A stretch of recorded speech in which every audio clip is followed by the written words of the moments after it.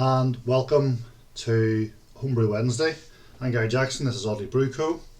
It's a very special and long overdue Homebrew Wednesday video that I'm doing this evening. It is actually Wednesday, although God knows what day it'll be when I eventually get this onto the tube. So it's long overdue. You probably already know what it is. In fact, it'll be in the title, so no point standing on ceremony. Good man, Brew a bit Rick Shaw has sent me 3 beers. 2 of them are already gone. The videos are wherever the videos go on YouTube. They're either above me or below me. But this is the final one. Tipple, 7.6%. Really excited to sample this one tonight. If you've seen my video previous, maybe about this time last year, Brew a bit Rick did a video agreeing to glass on that beer as well. Basically the two of us have done the exact same recipe pack. So it's a triple Tipple from Get Brewed here in Northern Ireland. So we've both done it with varying degrees of success. If you subscribe or you watch any of the Big Bananas videos on his big birthday bash 2022, I believe Rick won the Brew of the Year for this beer. And I got an honourable mention. Yeah, not bitter at all. I have to say though, Rick has broken one of the golden rules of beer, and that is he has put the triple into a 500ml bottle. It's 7.6%. 500ml bottles are for stouts, ales, maybe a lager, I don't know. 330ml bottles, ales, lagers, I don't know, I'm making it up. So, 2 similar but not identical glasses. They're similar. I'm going to do a head to head. Rick, I'm going to pour yours into the Brewdog glass, and mine's going to go into the plain glass. So we'll go yours first.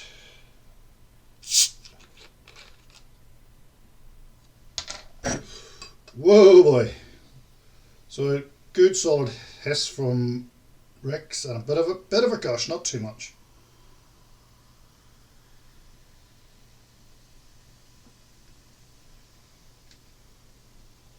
It's fizzing away like champion there.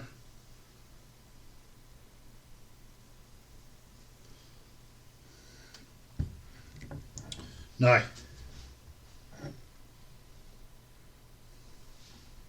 crystal clear. Now I know with these sorts of beers you do want to get the trub in eventually, but I just want to see how clear the 2 beers are together, and then I'll take a couple of pictures of them.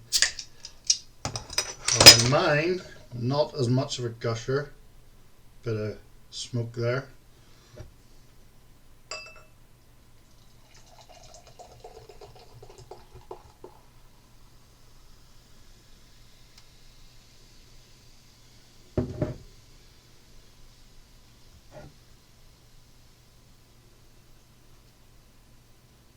Look at that, folks.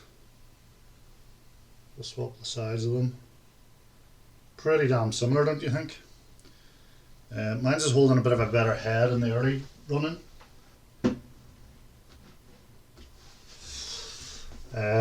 So we'll see. We'll take some pictures, which you'll be seeing now, I guess. Let's zoom in a bit. So we can see there, my one is definitely holding its head slightly higher. Firm, tight bubbles. Rick's is sort of gone a bit. So pour some more in on both of them. Got the wrong background on here, but it'll do. So they're very similar in colour, as you would expect.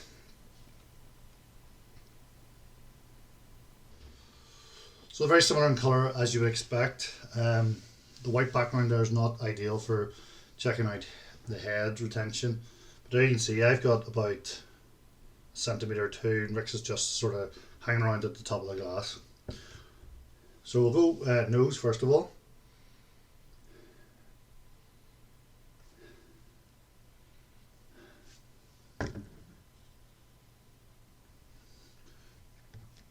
it's good.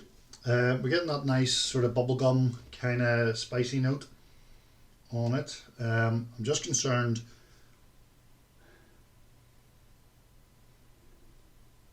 I wanted to get some of that yeast in it. Full 500 mils, my goodness.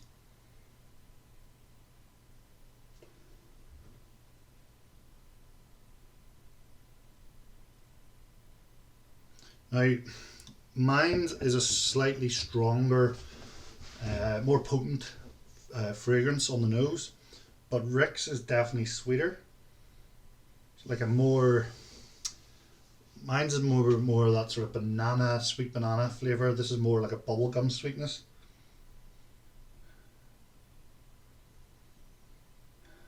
So we'll go in, we'll do mouthfeel first.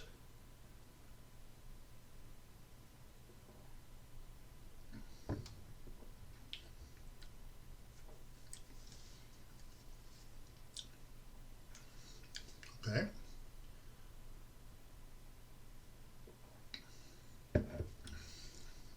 Okay, so Rick, yours has a slightly fuller body than mine.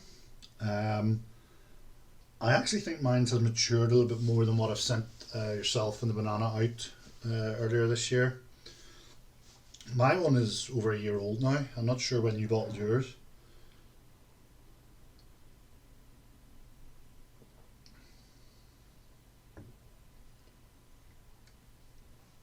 So on the actual palate itself, Rick, yours is very very well balanced.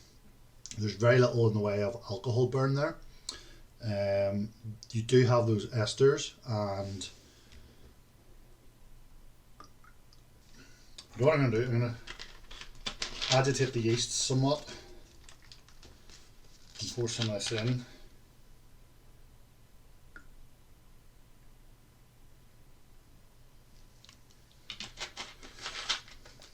And we'll do the same on mine, although my bottle's nearly empty. But yeah, so yours was very well balanced there before I put the yeast in. You're getting some of those esters that you want, but they're not overpowering. Very little in the way of alcohol burn. And with that, well, with that yeast in there, it's just a nice sweet, yeah, absolutely fantastic. The yeast in mine, yeah, I think mine's, it was a slightly more murky colour with the yeast added. Yours is still a nice golden colour. And when you shine the light up into it, I'll not take any more photos, but when you shine the light up into it, mine's is a nice colour too, but it's just that little bit murkier.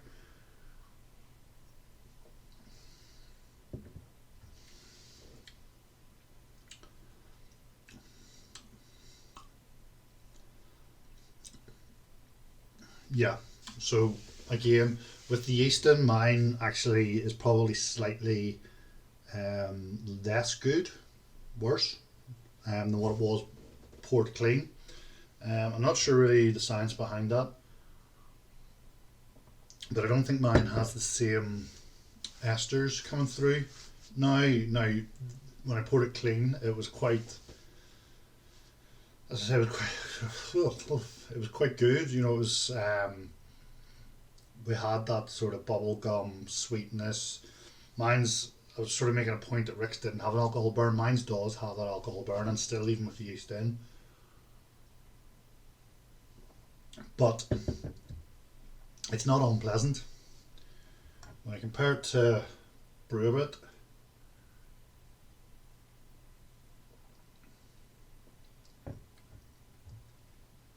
there's definitely a distinct different flavour coming off yours, Rick. I can't quite put my finger on it.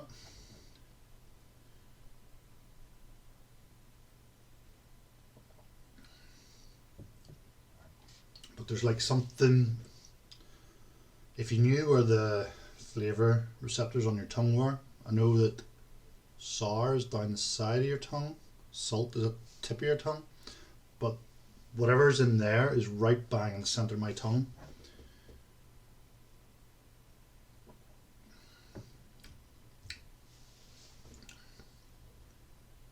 Both beers have such good levels of carbonation. I suppose if they're both over a year old. Oh, excuse me. What is the difference between these two beers? They're so distinct, but they're so similar.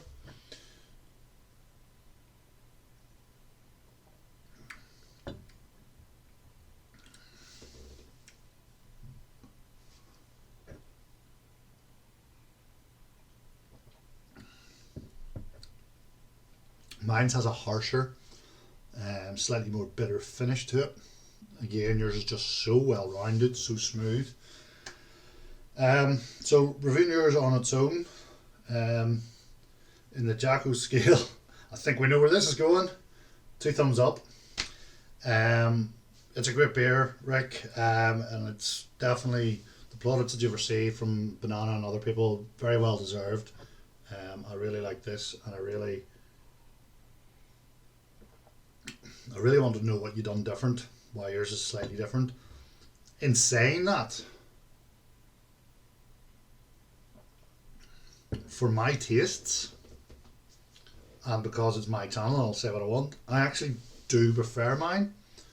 And that's not just me being sort of a dick. If someone set me down yours, I would drink it. In fact, I would drink too much of it because it's so well rounded that I'm not going to notice a 7.5%, 7.6%. Mine's finished slightly higher. Mine's almost touching sort of quad levels. I think I need to adjust my brew. Anyway, so mine's just lets you know that there's alcohol there. And that slightly harsher flavour kind of suits my taste buds a little bit better. But in saying that, I mean, as I said already, it's a 2 thumbs up beer. I would absolutely sink those, and with your example specifically, you can understand why triples were traditionally seen as party beers, because you could blow a load of them in a party and then not remember the next 3 days. Whereas mine, you probably couldn't drink more than maybe 2, and you would know that you've been drinking them. Yeah, I think we'll finish on that. 2 thumbs up, Rick. 3 thumbs up if we could edit the 3rd thumb in.